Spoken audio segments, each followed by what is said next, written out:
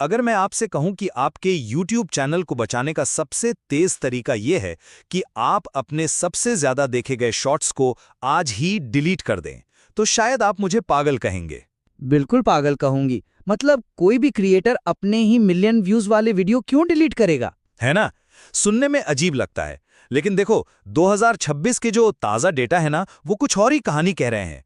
भारत में लाखों क्रिएटर्स इसलिए फेल नहीं हो रहे क्योंकि उनकी किस्मत खराब है। तो फिर क्या कारण है? कारण यह है कि वो ठीक वही कर रहे हैं जो प्लेटफॉर्म उनसे करने को कह रहा है। आज हम भारत की $1 अरब की क्रिएटर इकोनॉमी की रणनीतिक गलतियों पर चर्चा कर रहे हैं।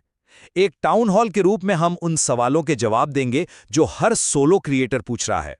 मेरा स्पष्ट मानना है कि 2026 का नया एल्गोरिथम छोटे क्रिएटर्स को एक एकदम फेयर और योग्यता आधारित अवसर दे रहा है।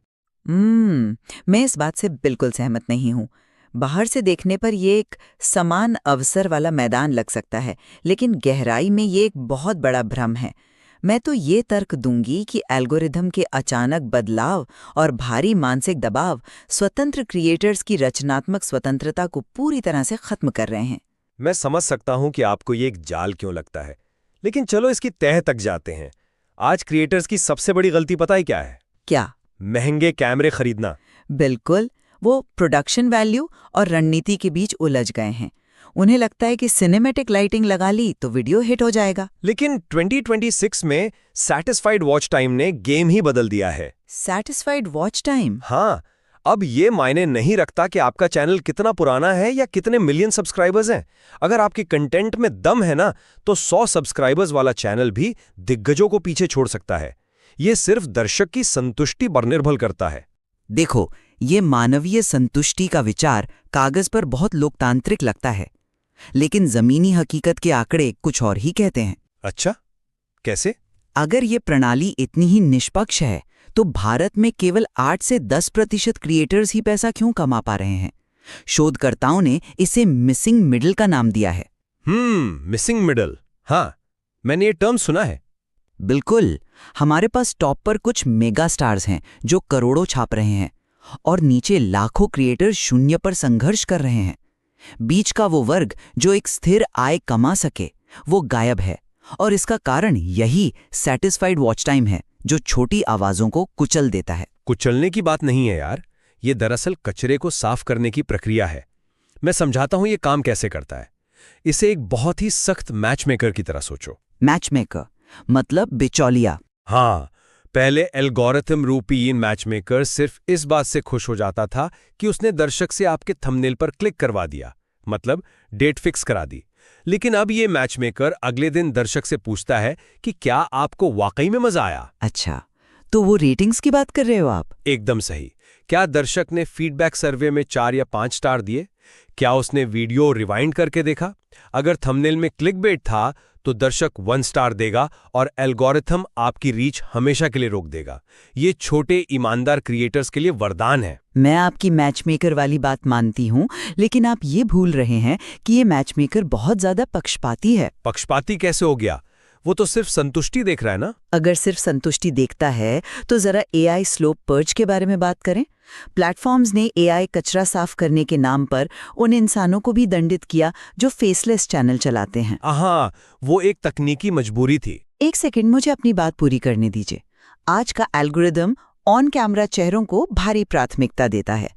जो बहुत ही अच्छी रिसर्च वाले एजुकेशनल चैनल्स हैं जहां क्रिएटर कैमरे के सामने नहीं आता, उन्हें डिमोनेटाइज किया जा रहा है, सिर्फ इसलिए क्योंकि वहां चेहरा नहीं है। इसमें दर्शक की संतुष्टि कहाँ गई? आप फेसलेस चैनल्स और एआई कचरे को मिला रही हैं। 2024 के आसपास एआई 1 मिनट में हजारों वीडियो बना रहा था।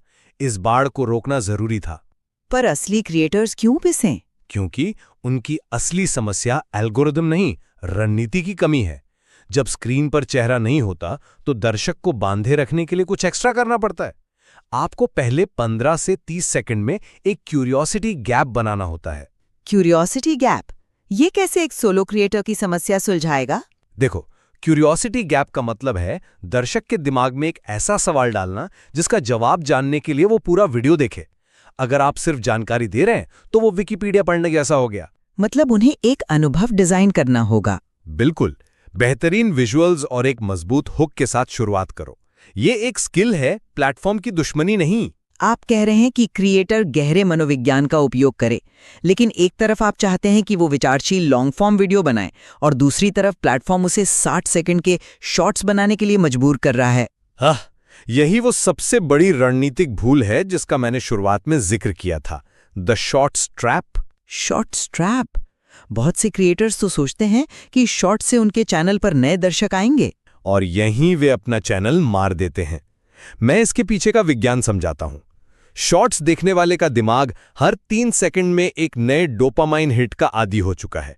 उसका ध्यान केंद्रित करने का दायरा बहुत कम है। हाँ, उनका अटेंशन स्पैन तो ना के बराबर होता है। तो सोचो, जब वो शॉर्ट्स वाला दर्शक आपके 10 मिनट के वीडियो पर क्लिक करता है तो 45 सेकंड में बोर होकर भाग जाता है। अरे वाह! और इससे रिटेंशन रेट गिर जाता है। बिल्कुल, रिटेंशन रेट 10% से नीचे गिर गया। एल्गोरिदम को लगता है कि आपका वीडियो कचरा है और वो रीच रोक देता है। इसीलिए रिसर्च कहती है कि लॉन्ग फॉर्म बचाने के लिए वो पुराने शॉर्ट्स डिलीट कर दो। अपने ही चैनल पर लाखों व्यूज लाने वाले वीडियो डिलीट करना, ये सुनकर ही कितना अस्वाभाविक लगता है। अस्वाभाविक है, पर चैनल के डेटा को रीसेट करने का यही एक तरीका है। हाँ, इसके बाद एल्गोरिदम को आपके चैनल की नई पहचान समझने में लगभग 4 महीने लग सकते हैं। शॉर्ट्स के लिए अलग चैनल बनाओ। रुको, 4 महीने? क्या आपने इस 4 महीने की मानवीय कीमत के बारे में सोचा है? मतलब? एक क्रिएटर जो अपनी आय से घर का किराया दे रहा है, वो 4 महीने 0 व्यूज और 0 आय के साथ कैसे जिंदा रहेगा? ये आर्थिक आत्महत्या है। ये दर्दनाक है, मैं मानता हूं। और विडंबना देखिए, 2024 में प्लेटफॉर्म्स ने खुद डरा धमकाकर क्रिएटर से शॉर्ट्स बनवाए। अब जब उन्हें अपनी गलती का एहसास हुआ तो क्रिएटर अपनी मेहनत डिलीट करे और 4 महीने भूखा रहे। ये सिस्टम का फेलियर है। देखो, 4 महीने मुश्किल हैं, लेकिन आपको इस इकोनॉमी को एक बिजनेस की तरह देखना होगा। जब बाजार बदलता है तो पिवट करना पड़ता है। आप लहरों से लड़ नहीं सकते, नाव चलाना सीखना होगा। पिवट करने की एक सीमा होती है यार। ये दबाव एक अकेले इंसान पर बहुत ज्यादा है। आप उनसे उम्मीद कर रहे हैं कि वो डायरेक्टर, डेटा एनालिस्ट और मार्केटर सब एक साथ बन जाएं। इसीलिए जब क्रिएटर सिर्फ ब्रांड डील पर निर्भर होता है तो उसकी कलात्मक आवाज दबने लगती है। हाँ, मैं इस बात से पूरी तरह सहमत हूं। अगर आपकी आय का 90% हिस्सा ब्रांड डील से आ रहा है तो आपकी कोई आज़ादी नहीं है। इसीलिए भविष्य विविधीकरण या डाइवर्सिफिकेशन में है। तो वो क्या करें? टियर 2 शहरों के क्रिएटर्स अब स्मार्ट हो गए हैं। वो लाइव कॉमर्स की ओर बढ़ रहे हैं। अनुमान है कि 2030 तक फैन डोनेशन क्रिएटर की आय का 15% हिस्सा बन जाएगा। लेकिन ये सब करने के लिए एक पूरी टीम चाहिए ना। जो हफ्ते में 2 वीडियो मुश्किल से एडिट कर पाता है, वो लाइव कॉमर्स कैसे संभालेगा? उसके लिए अब तकनीकी समाधान है। टैगमंगो और टॉपमेट जैसे प्लेटफॉर्म्स ने सब्सक्रिप्शन इतना आसान कर दिया है। टेकबर्नर का लेयर्स ब्रांड देखो, उन्होंने विज्ञापन पर निर्भर रहने के बजाय अपना प्रोडक्ट बनाया। पर हर कोई टेकबर्नर नहीं है ना। लेकिन उन्हें एक एंटरप्रेन्योर बनना होगा, और इसी बिजनेस स्किल का एक अहम हिस्सा है कॉपीराइट साक्षरता। अगर आप दूसरों का कंटेंट इस्तेमाल कर रहे हैं तो नियम पता होने चाहिए।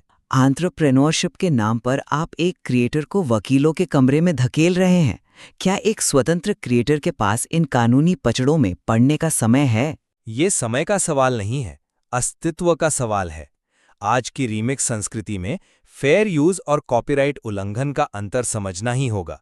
यूरोपियन यूनियन के इन्फ्लुएंसर लीगल हब जैसे प्रोग्राम इसीलिए हैं। पर कितने लोग उसमें जाते हैं? दुर्भाग्य से सिर्फ 13.9% लोग सक्रिय रूप से हिस्सा लेते हैं। अगर आप पब्लिशर बन रहे हैं तो कानूनों से अनजान होने का बहाना नहीं चलेगा। तर्क अच्छा है, लेकिन हकीकत देखो, अनुपालन या कंप्लायंस की लागत इतनी अधिक हो गई है कि छोटे क्रिएटर्स इसके बोझ तले दब रहे हैं।